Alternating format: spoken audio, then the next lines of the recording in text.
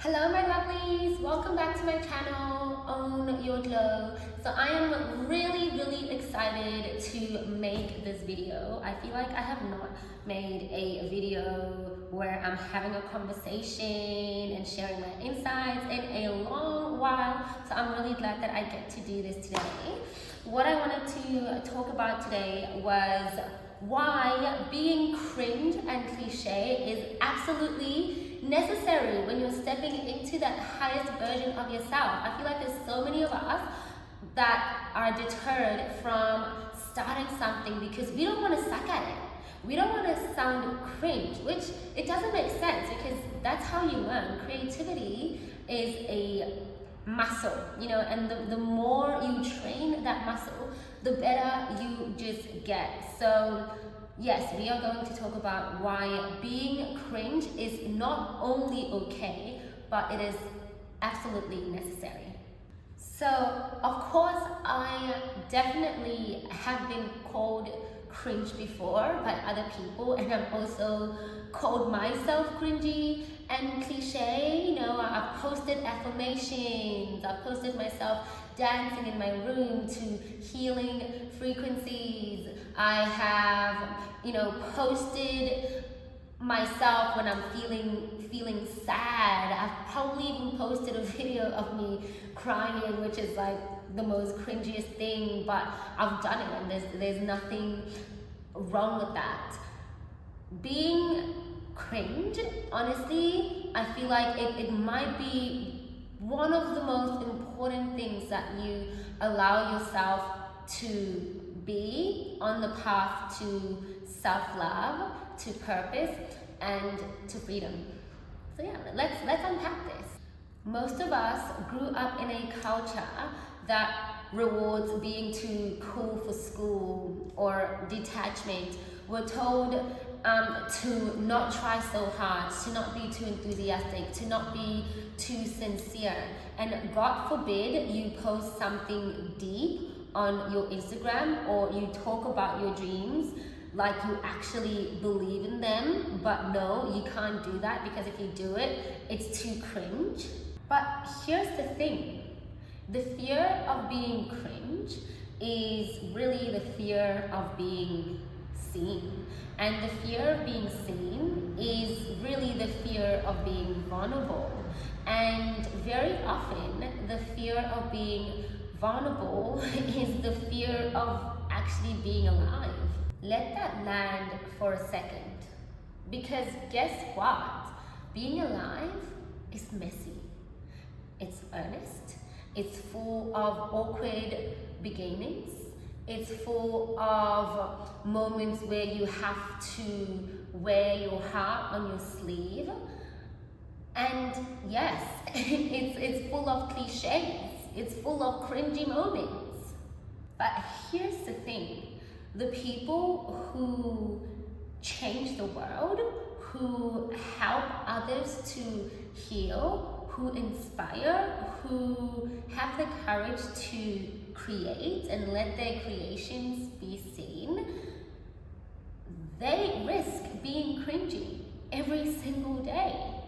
And that's why they are successful at what they do, because they have allowed themselves to go through those cringy moments. Honestly, for me, allowing myself to be cringe has been such a spiritual practice for me, because really it is saying that I care more about truth rather than how I appear when I share the truth rather than my appearance. It's saying that I will be seen even if nobody else claps for me.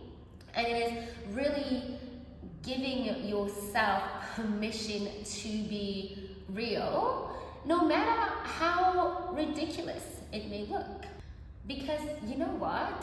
Healing sometimes looks like crying in public. It looks like recording your first song, even if it sounds pitchy. It looks like starting your coaching page, even with just 3 followers. It looks like saying, I love you first. It's vulnerable, it's real, it's raw, and yes, cringe. But that is such a sacred part of life, because to be cringe is to be real, it's raw, and it is vulnerable.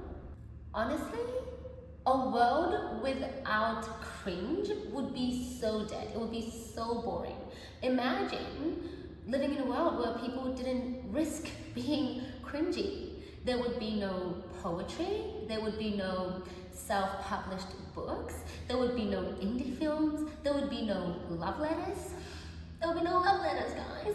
There would be no TikToks of people crying because they just realized their self-worth. There would be no healing journeys shared. There would be no transformational stories.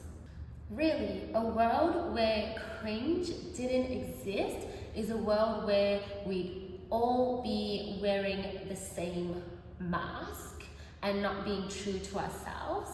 We'd all be polished, edited, and safe, which isn't realistic, because being alive is messy. It's not polished, edited, and safe. And what's safe isn't always what is real. What is real is the thing that connects us. That's what connects us, being real. And the kicker is, you guys, when you stop trying to be cool, that's when you actually become magnetic, because people don't fall in love with perfection. People fall in love with authenticity. They're drawn to something that is real. And you never know. Sometimes your cringe can be someone else's courage.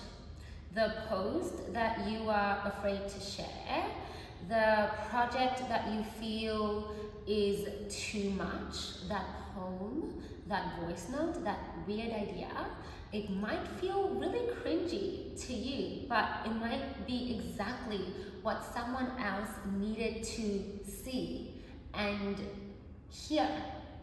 Your courage to be seen is a permission slip for others to do the same. And you know what?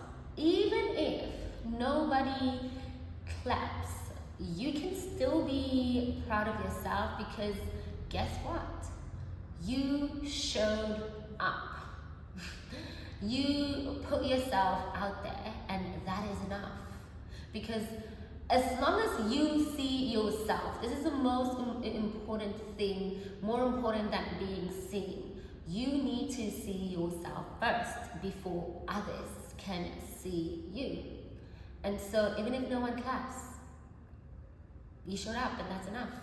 So yes, be cringy, be cliche, be loud with your heart, be soft, be you, unapologetically, because the world doesn't need more cool, but it definitely needs more real, okay? The world needs more real. And real is cringy and messy. That's all I had to say. That's all I got to say. Thank you so much, my lovelies, for tuning in to this video. Give me a like if this resonated. Comment if you want to have a conversation, if you have any questions, or just a comment. I love you all, and I will see you, my lovelies, in the next video. Mwah.